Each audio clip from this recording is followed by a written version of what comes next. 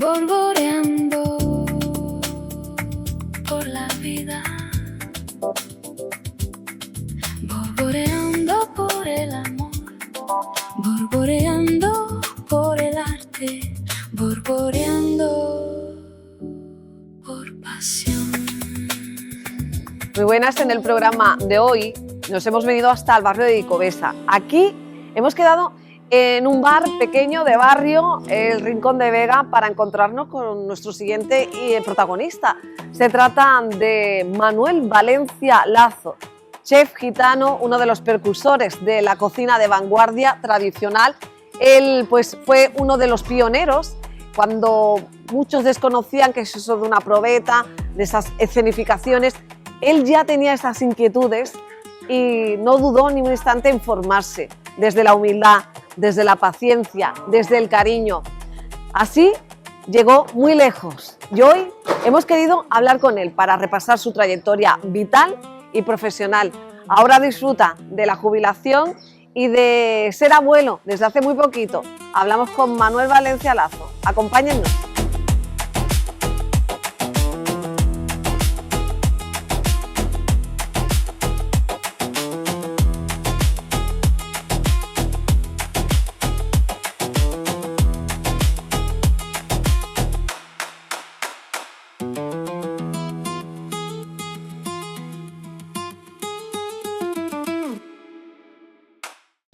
Manuel Valencia Lazo, jerezano, gitano y uno de los grandes chefs de la cocina tradicional, la del cuchareo, la de la olla, la del barrio de Santiago, la de la tradición oral de nuestros ancestros, en este caso de la abuela Pontoca.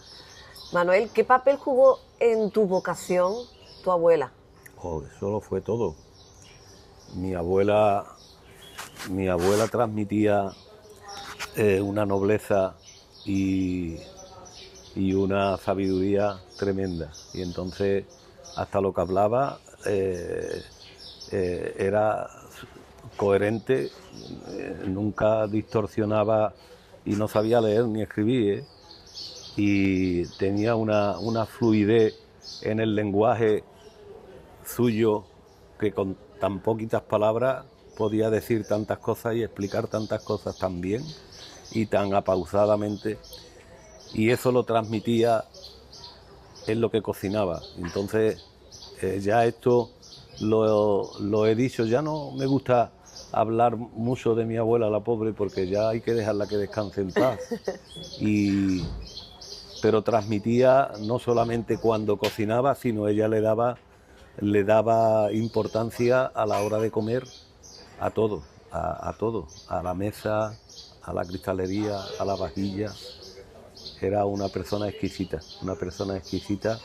y que tuve la suerte pues de estar mucho tiempo con ella y que me transmitió unos valores de cocina, que ahí fue mi escuela de aprendizaje en la escuela tradicional, y eso me sirvió mucho después, aparte de la experiencia y de haber hablado con otras personas gitanas, me transmitieron pues una experiencia inolvidable y preciosa, ¿no? Y eso fue lo que me metió de lleno en la cocina y preocuparme por la cocina, pero como siempre fui una persona muy inquieta y me apasionaba tanto todo el mundo de la cocina, pues ya fui preguntando más y más y averiguando más cosas, y eso me llevó pues también, lo llevé a la cocina de vanguardia de la época, ya no solamente ya dejé la cocina tradicional en aquella época, que la empecé a hacer aquí en La Andana, que era mi restaurante, y que por cierto se inauguró en el año 80. Y Hace bueno, 46 años. Sí, al principio yo entré ahí como encargado, pero luego vi la ocasión de meterme en la cocina y lo que hice es echarme más horas de trabajo, pero lo hacía, me sentía bien y desarrollaba esas experiencias gastronómicas que había tenido ¿Desde chico? desde pequeñito, sí, pero las transformaba siempre con mucho respeto y lo llevé a la cocina de vanguardia. Sí.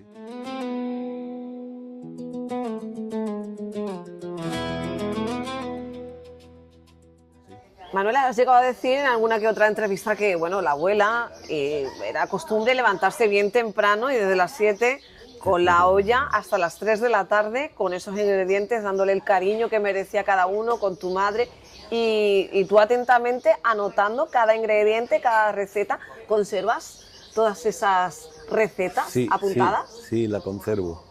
La conservo pero en aquella época era yo muy niño y no tomaba nota. Tomé nota más tarde, pero aún así tengo un cuaderno de notas que tiene 50 o 60 años. Sí. ¿Y qué recuerdo te viene a la mente cuando hablas de esa infancia, esos platos que te hacían enamorarte de la cocina? Bueno, esos son unos recuerdos preciosos. Un plato estrella. Bueno, mi abuela, que se lo transmitió también a sus hijas, por supuesto, y a su nuera, todo lo que hacía, todo lo que tocaba lo convertía en una obra de arte. O sea, si te hablamos de un tomate frito, solamente un tomate, un simple tomate frito, el tomate frito de mi abuela, eso era para hacerle un templo, vamos. Solamente el tomate frito. Todo lo que tocaba. Ella no se podía decir, no tengo en mente un plato solo, tengo muchos platos de ella donde era un deleite oler, probar y después ver la mesa, porque mi abuela era una persona muy humilde y no sabía leer, no sabía escribir, y aparte económicamente pues no estaba la economía en casa muy bien, pero nunca pasamos necesidades, y con los pocos recursos que tenía, que ahí es donde se basa la cocina tradicional gitana. Claro, ahí es donde se basa todo, pero eso no sucede solamente en los gitanos, sino sucede en todas las culturas, en todas las partes del mundo donde hay pocos recursos económicos. Pues lo que hay es cocinar con los productos más baratos, ¿sí? Y ella con esos productos hacía auténticas joyas, ¿no?, de la cocina.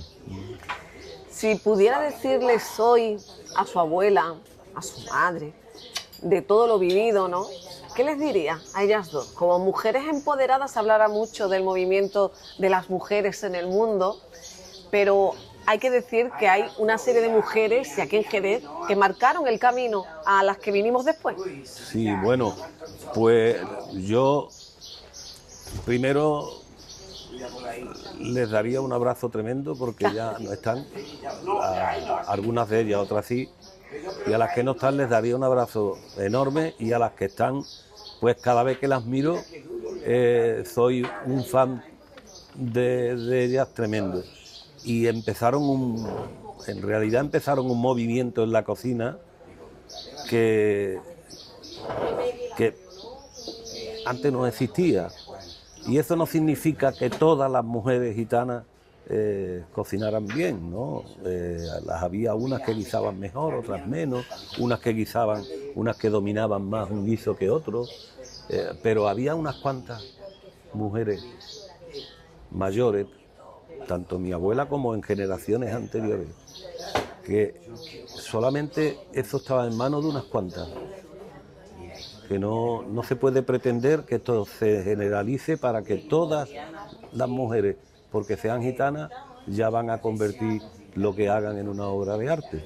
No está al alcance solamente de unos cuantos, ¿sabes?, de unas cuantas mujeres, y de las que yo conocí y de las que no conocí, porque tengo una fuente importantísima que va a cumplir el mes que viene 97 años, que es Manuel Morao, que tomó aquí, en este sitio precisamente. Igual aparece dentro de un rato por aquí. Y él me cuenta cosas de su madre, de su abuela, que su abuela era hermana de mi bisabuela. Entonces, la información que yo recibo por parte ahora de Manuel, antes por parte de mi abuela y de mi padre y de mi madre. La información que yo recibo de tío Manuel se puede remontar a siglos pasados, porque si tío Manuel conoció a su abuela, la Mini, por ejemplo, a su bisabuelo, tío Sopo, pues ellos dos y a más gente de la familia. Todos los que conoció le contaron cosas de muchos años antes. Claro, entonces nos podemos remontar a 2 siglos o quizás más. Entonces, gastronómicamente hablando, ¿qué es lo que hacían las mujeres que cocinaban, ¿no? En realidad la cocina gitana es un homenaje a las mujeres gitanas, no a los hombres, porque los hombres participaban en algunas elaboraciones, pero en muy poquitas, ¿sabes? Las más sencillitas.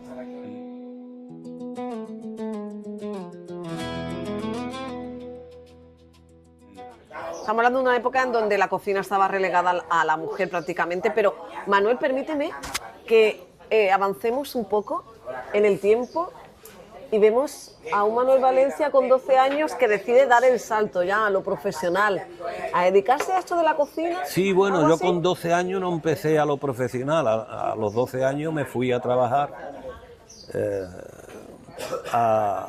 digamos porque tuve que decidir no seguir estudiando y yo era el mayor de 5 hermanos y la verdad que yo empecé en el gremio a trabajar en la barra de un bar, del bar Canaleja, del antiguo bar Canaleja. Hoy Parada, ¿no? Hoy en La el Plata. bar La Parada, y empecé allí a trabajar fregando platos de la barra y los vasos del café y de vez en cuando también de la cocina. Yo entré con 12 años, pero me quedaba un mes para cumplir 13. Y ya a raíz de ahí empecé, pero en la barra del bar. Después salí ya a la sala, después entraba en la cocina alguna que otra vez, pero ahí no estaba todavía definido qué iba a hacer realmente. Cuando se define es cuando me voy a la mili, cuando vuelvo de la mili ya licenciado, el dueño del bar Canaleja, Antonio Sánchez, decide montar aquí, en la parte de Icovesa, en el Parque de la Serrana, montar una bodeguita pequeñita, muy pequeñita, con 60 metros, y yo ahí estaba también de encargado. Y ahí fue donde yo ya empecé a meterme en la cocina y a desarrollar. Y bueno, al principio empezamos con cocina más tradicional, pero como me apasionaba la cocina, no me importaba el estar horas y horas metido en la cocina. Al final, Antonio se jubila, yo le compro el bar y lo convierto en un restaurante pequeñito, le hago alguna reforma para tener más sitio, más espacio en la cocina, pero vamos, aún así lo que conseguí 1,5 metros de cocina, porque no había para más. Y de ahí, pues, ya me tomé más en serio la cocina y recuerdo que en el año 97, asistí en Madrid a un seminario de gastronomía donde los ponentes eran gente, los más relevantes de la gastronomía mundial. Y entre ellos, pues, allí conocí por primera vez a Ferran Adrià, un jovencito, ¿sabes? Berasategui, ¿no? Ese año creo que, a ese seminario creo que Martín no fue, pero sí estaba Arzar, Santi Santamaría.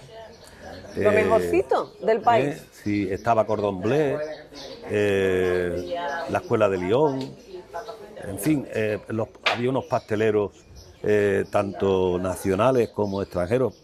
Francisco Torres Blanca, que había sido campeón de pastelería del mundo, campeón del mundo de pastelería. ¿Y qué te impresionó de aquello? Porque estamos hablando de una época, hoy en día es muy normal a lo mejor decir me voy a Madrid, pero estamos hablando de 1997, donde pues no todo el mundo decidía coger la maleta y marcharse a la capital. Sí, bueno, y aprender. Era es que no recuerdo realmente si era 96 o 97. Pero era otros Pero tiempos. bueno, las fechas lo de menos, pero eran otros tiempos.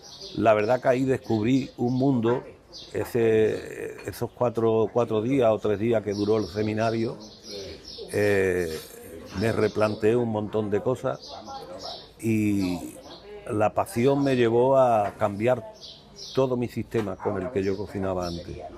Cambié mi chip y me dediqué a trabajar sobre la cocina tradicional, nunca la dejé, la de aquí, la nuestra, y la que yo viví. Y lo que hacía era transformarla en vanguardia. Entonces, a partir de ahí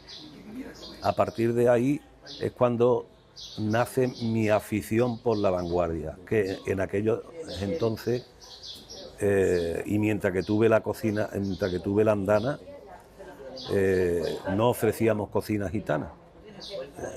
No existía la cocina gitana en la andana, no existía, pero sí que estaba muy vinculada a lo que yo había aprendido esa tradición oral de la que hablábamos, ¿no? Y de ahí se hizo vanguardia y bueno, después sucedieron ya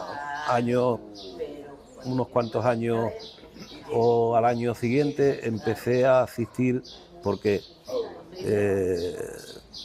organizaron un congreso de gastronomía en San Sebastián, se hacía en el Cursal y entonces allí fue una cosa impresionante. Si el seminario fue impresionante, hasta el mismo Ferradría recuerdo que recordó en uno de los congresos que se hizo en Sevilla, creo que fue el último congreso que yo fui, y a los que estábamos allí en el congreso nos dice, si hay aquí alguien que asistió al seminario de Madrid, porque eso fue único, eso es lo que más me marcó en la vida. Ya Ferrari ya tenía 3 estrellas, pero en aquella época lo conocían poca gente, el pobre.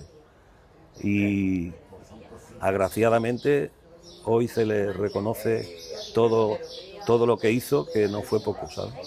Entonces, si hay aquí alguien que asistió al Congreso de Madrid, a ese seminario de Madrid, que fue lo primero que se hizo importante de cocina en el mundo, por favor que yo quiero conocerlo, que levante la mano. Y yo, por prudencia y por cortedad, no levanté la mano, porque no, y lo dejé ahí pasar, pero no levantó la mano nadie.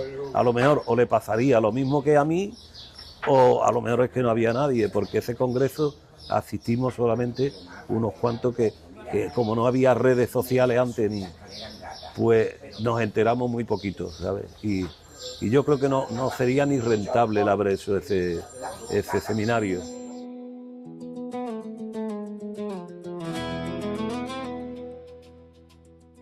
Manuel, cuando en esa época tu cocina empieza a tener un lugar privilegiado, ¿no? En los fogones y en los platos de medio mundo, de hecho te llegaron a definir como uno de los mejores chefs internacionales y de cocina gitana, no sé, de los primeros. Esa época fue una época gloriosa, porque ahí es donde yo pude desarrollar mi pasión y hacer lo que en el seminario me abrió una puerta, me abrió los ojos a un mundo desconocido para mí. Claro que yo no fui el primero ni de los primeros que hicieron esto, porque los primeros fueron ellos, los Arzar. Pero Manuel, tú llegas a Jerez con esas técnicas aprendidas y te pones a preparar esos platos en Jerez, supongo que sería toda una revolución, ¿no? Sí, en aquella época lo fue, la verdad, y era bonito, y vendíamos mucho, pero curiosamente, económicamente, eso no daba, era un tipo de cocina que invertía mucho tiempo, invertía mucho dinero, pero que daba menos dinero que lo que yo hacía antes. Pero eso no importaba, cuando tú te emocionas, cuando estás cocinando, tú no miras la rentabilidad de un plato, tú lo que miras es que el comensal disfrute con lo que está comiendo. Eso nos pierde a los que hacemos las cosas con pasión, hacemos las cosas con cariño, nunca miramos la parte económica. ¿Sí? ¿Cómo fue eso de usar probetas? Porque eso sería algo como casi de otro mundo, ¿no? Usar probetas en la cocina, ahora estamos muy habituados a ver cosas, experimentos, escenificaciones, la tortilla deconstruida. Escuchamos mucha terminología que ahora pues forma parte de nuestro día a día. Pero... Bueno, eso fue, pero yo metí en una probeta, lo que se servía en probeta era una piriñaca. Bueno. O sea, ahí nada más que había pimiento, tomate y cebolla, aceite y vinagre. ¿Y qué cara ponía la gente cuando tú le ponías la probeta? Bueno, eso era, pero no era el plato que más impresionaba. Impresionaba tal como estaba montado, porque ahí los tomates, los pimientos, la cebolla eran partículas, eran minúsculas, y cada uno de los trocitos que yo ponía se quedaba en el sitio que yo quería que se quedara, ¿sabes? Porque lo que hacía era decantar el tomate en la nevera en aquella época. Eso ahora se hace con mucha frecuencia, pero antes era más complicado, ¿no? Entonces yo decantaba los tomates en la nevera por la noche, le ponía un colador, una estemeña, y eso era lo que es la cocina con tiempo. Eso se tenía que llevar toda la noche en la nevera y el tomate va soltando un juguito que al pasar por la estemeña y el colador, lo que tú recibes en el recipiente que lo va a recoger, recibe un producto como esto, totalmente transparente, pero que huele y que sabe a tomate. Y ese era el líquido que llevaba la probeta. Un líquido transparente que yo lo ponía con una textura de gel para que cada partícula que yo ponía se quedara en su sitio. Y claro, el comensal que lo comía, la pobreta era... En el libro sale muy... parece más grande, pero en realidad la pobreta lo que tenía eran 2 o 3 cucharitas, que además compré unas cucharas especiales para que cupiera dentro de esa pobreta, que era como el vaso de alta y estrechita. Y era uno de los platos del menú degustación. Manuel, ¿crees que...? Pero, perdona que te interrumpa, ese plato no me emocionaba tanto porque, aunque hay gente que todavía sigue hablando de la probeta, porque a mí me gustan la cocina, las cosas que huelan, las cosas que sepan, ¿sabes? Y eso era una piriñaca también, ¿no? El olor estaba, el sabor estaba, pero cuando empieza las cosas a tener más olor, más sabor, es cuando empieza el fuego, cuando la temperatura empieza a actuar, despierta los olores y despierta los sabores.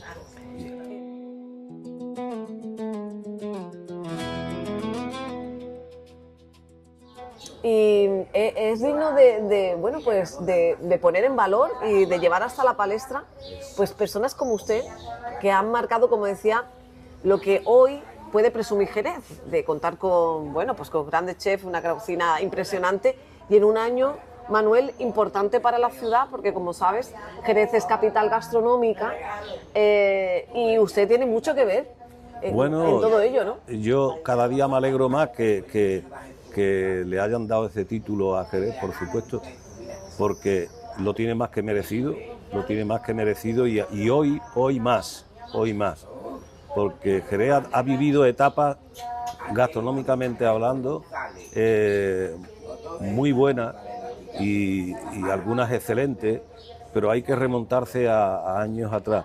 Tuvo un vacío ahí que solamente había unos cuantos, pero hoy Jerez... Yo creo que si te caes en un bar, en el bar que te caiga de Jerez comes bien, ¿sabes? Y ya, bueno, tenemos estrellas Michelin, tenemos... de todo. Claro, entonces hoy goza Jerez de una salud gastronómica tremenda y con un nivel que puede competir con el resto del Oye, mundo. Manuel, ¿cómo fue eso de sacar un libro a la venta dedicado a la cocina tradicional, a la cocina gitana? Que si no me equivoco, bueno, pues eso fue todo un éxito, una revolución en 2006, 20 años han pasado de esa publicación que muchos anhelan con que te animes a reeditar o a sacar una segunda publicación de un libro que se ha convertido en toda una referencia para los grandes chefs.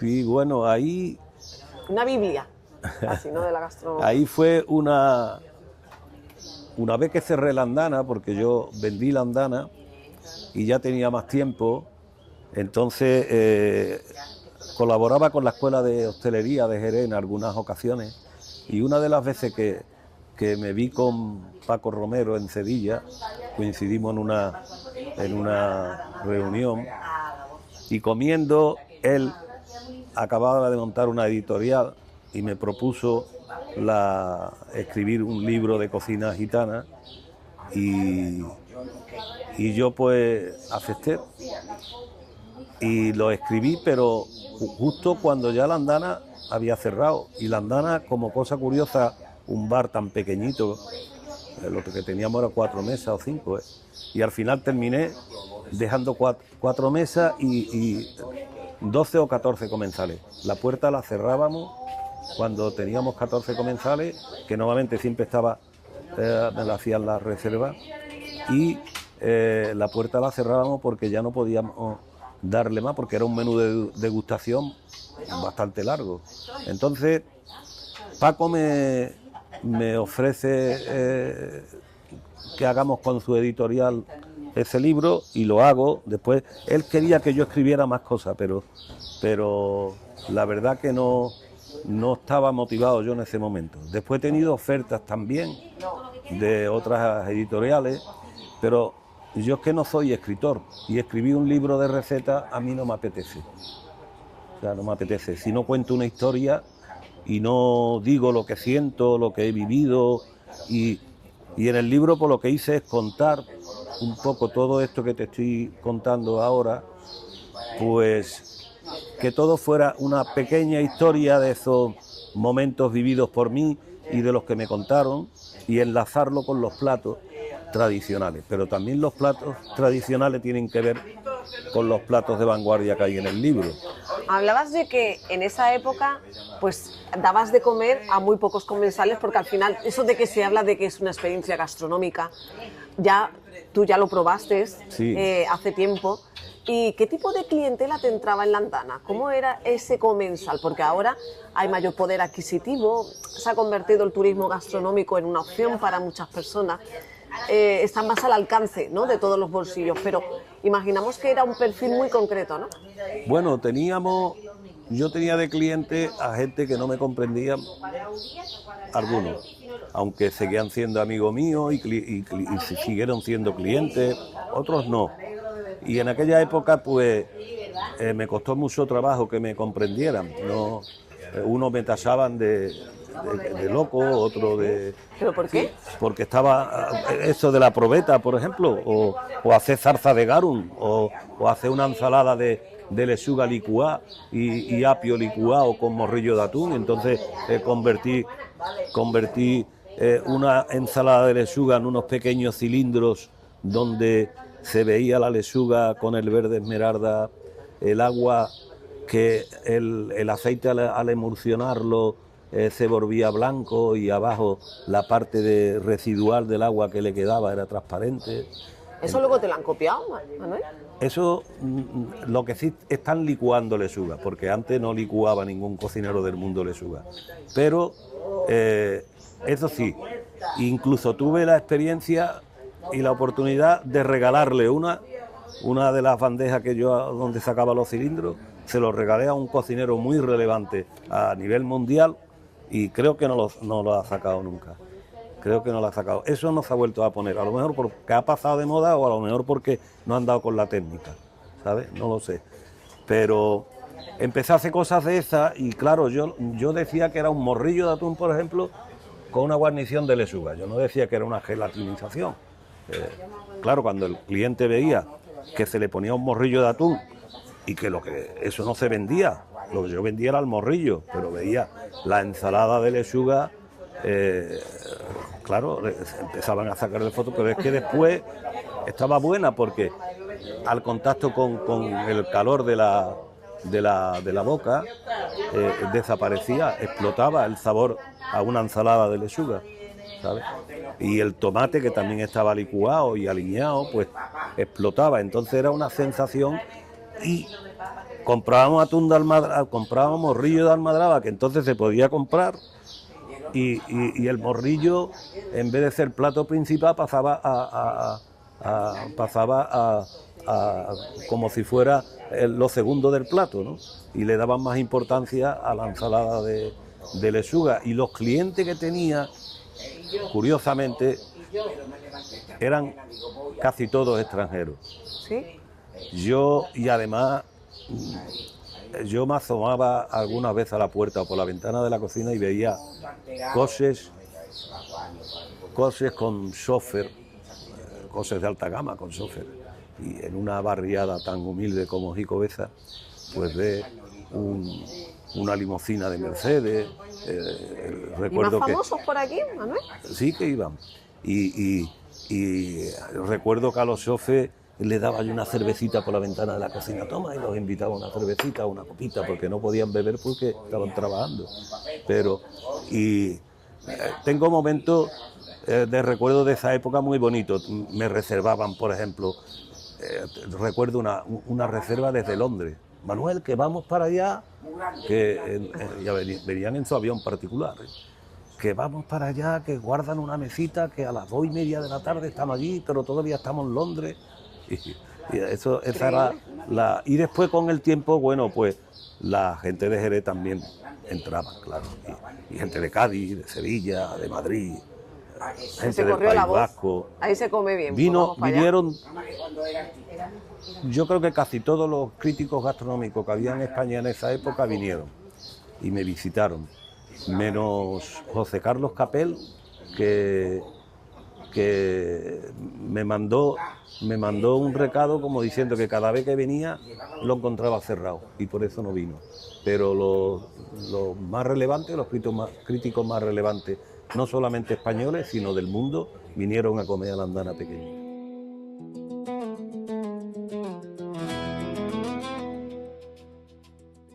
Y cuando leías esas críticas, esos comentarios de los expertos en gastronomía, ¿le hacías caso? ¿Te gustaba ver qué opinaban de tu cocina o preferías mantenerte un poco al margen? yo gracias, eso no te puedes mantener al margen.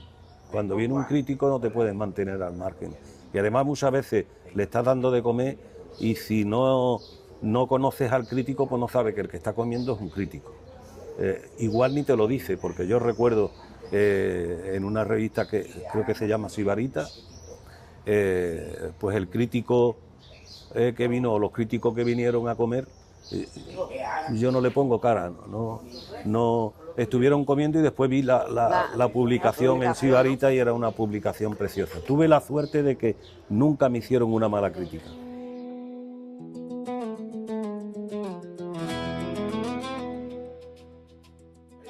Manuel, si te digo Pepi Guillén, hombre, ¿qué me dices? Pepi Guillén ¿Cómo está, Pepi? Está muy bien, está fenomenalmente.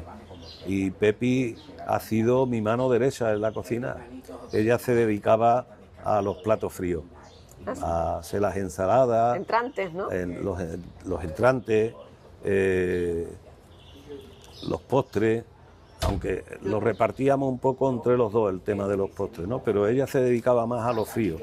Pero también yo soy un manaza algunas veces para algo que se me ocurre, después no lo puedo llevar a cabo porque soy un manaza algunas veces, con algunas cosas no consigo. Y entonces yo se lo explicaba a Pepi y en 2 minutos lo tenía. Esa función de Pepi era primordial. Y como nos llevamos tan bien y llevamos toda la vida, digamos, juntos y tenemos la suerte de llevarnos bien, siempre hasta en cocina, pues hemos hecho un equipo, hicimos un equipo fenomenal y se nos hacía las horas como si fueran minutos, sí. Un éxito, por lo tanto, compartido, ¿no? Con tu media naranja. Sí. Hombre, yo no sería, si yo soy alguien en cocina, que la mayoría de las veces lo dudo, si yo soy algo relevante en cocina, es gracias a Pepi, sí. Porque sin Pepi no se hubiera llevado a cabo lo que se formó en la Andana hace 30 y pico de años. Estamos hablando que hace 30 y pico de años, por ejemplo, yo ponía un pescado con una salsa de garum.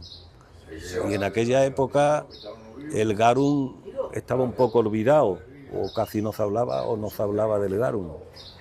Y de muchos de los platos y técnicas, porque yo cuando fui por ahí yo no iba a aprender recetas.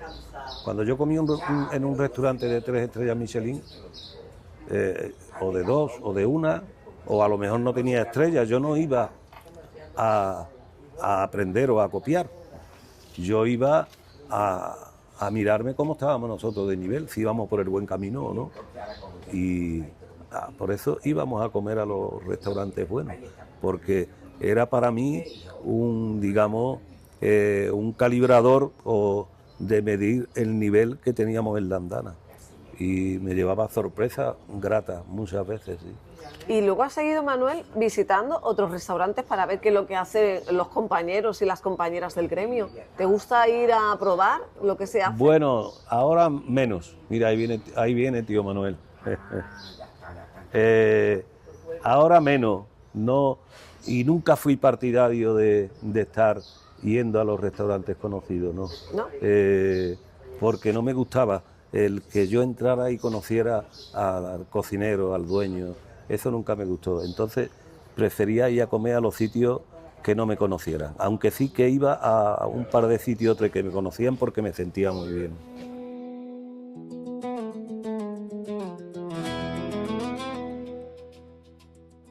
Bueno, estamos viendo cómo hay muchos talent shows, concursos ahora de cocina por doquier. Vemos que la cocina se ha convertido en un fenómeno de masas. Todo el mundo quiere ser o estar en la élite de la cocina y vemos cómo han ido avanzando las técnicas. Pero, ¿qué papel juega la cocina tradicional en las nuevas generaciones? Bueno, la cocina tradicional juega un papel importantísimo, porque de ahí viene todo. Si la cocina tradicional, no había cocina de vanguardia, moderna, aunque haya algunas excepciones, que las hay, ¿sabes? Pero normalmente la cocina tradicional es lo que ha dado la importancia al comer, y de ahí es la base para eso. Hablando de nuevas generaciones, vemos como tu sobrino, Manuel Loreto, pues está siendo también una referencia en la gastronomía local de la ciudad con Gindama, y esa cocina también gitana a su manera. Bueno, ¿algún consejo? No sé si habéis intercambiado impresiones Bueno, de sí, platos. yo con Manuel hablo mucho, mi sobrino, porque tenemos sus tías y su abuela son hermanas de una tía mía, que está casada con un hermano de mi madre que ya no vive, mi tío Juan Diego, mi tío Rubio le decíamos. Era una persona excelente y ella es una persona excelente. Y Manuel es una gran persona que se ha convertido en un gran profesional y en un gran empresario también.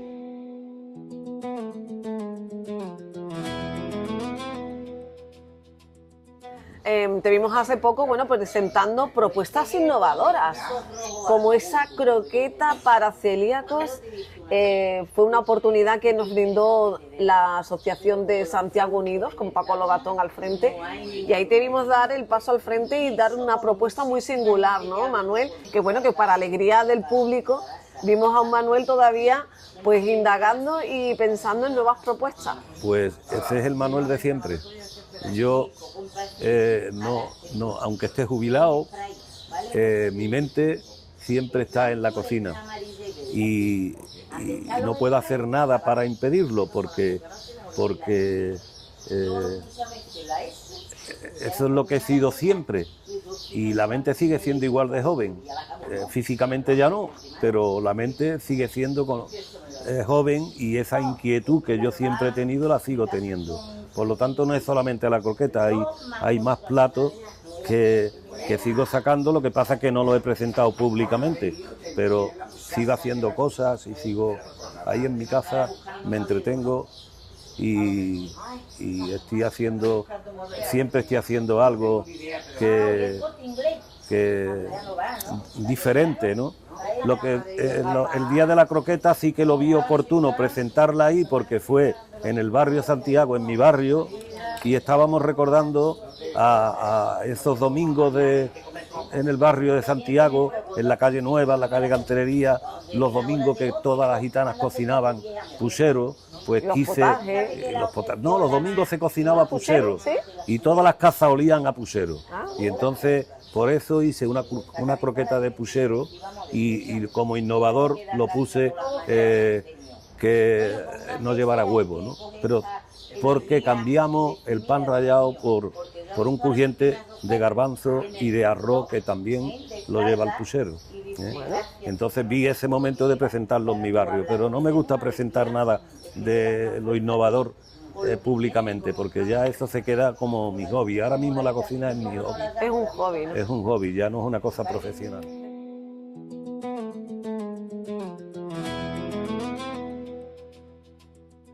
Te vemos ya con cierta paz, tranquilidad, ¿no? Que da pues los años vividos, pero para llegar a este momento usted ha pasado también por mucho. No todos son alegrías y éxitos. No. Has viajado mucho, has estado en Escocia, has dado muchas vueltas. Hay una cosa que en todos los sitios que he viajado he llevado a Jerez por bandera, porque mi tierra es una de las cosas que más me enorgullece de llevarla por bandera, Jerez.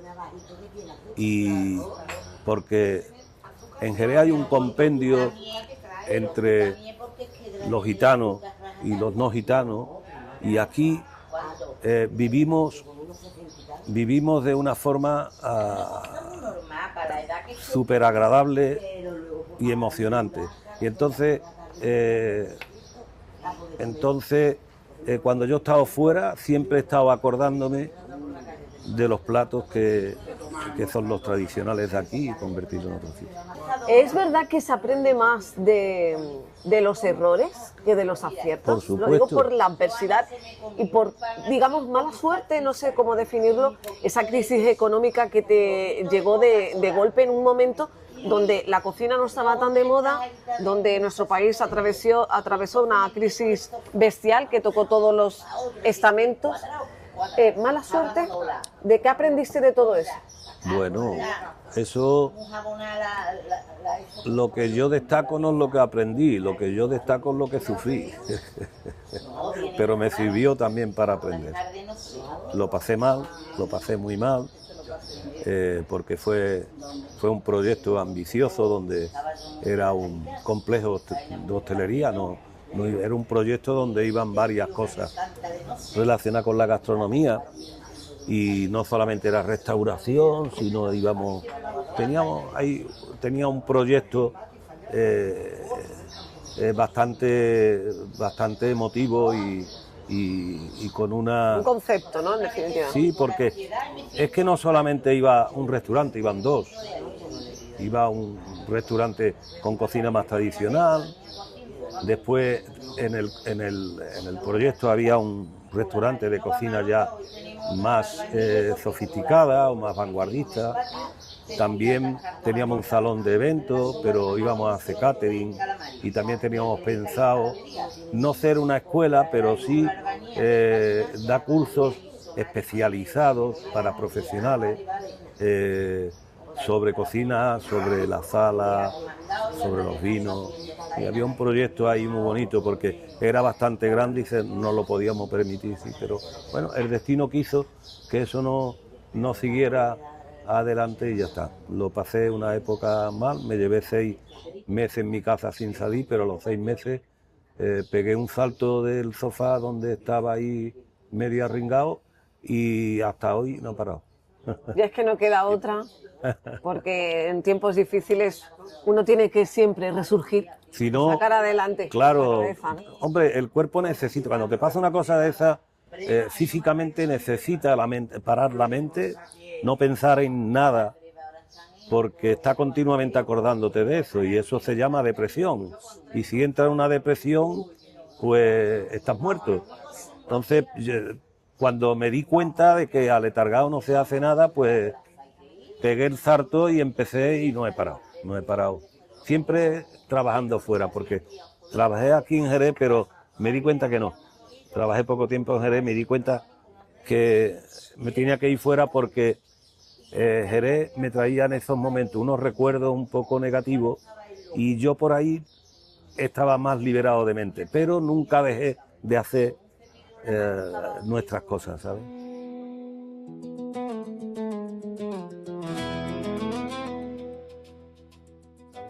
Manuel, bueno, en definitiva, ¿cómo ves ahora Jerez, tu tierra? Ahora te vemos aquí, ¿cómo es tu día a día? Bueno, mi Jerez lo veo mejor que nunca. Y además, como ciudad gastronómica de España, pues imagínate.